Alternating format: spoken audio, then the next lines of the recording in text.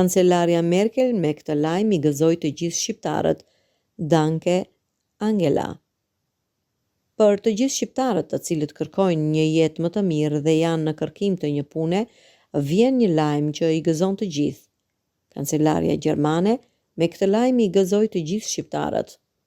Qytetarët e Shqipërisë, Kosovës, Maqedonisë, Serbisë dhe Bosnjë-Hercegovinës nga 7 qershori do të munden të punojnë legalisht në Gjermani vetëm me dokumente të shteteve të tyre, respektivisht pa pasur pasaportë të BE-s.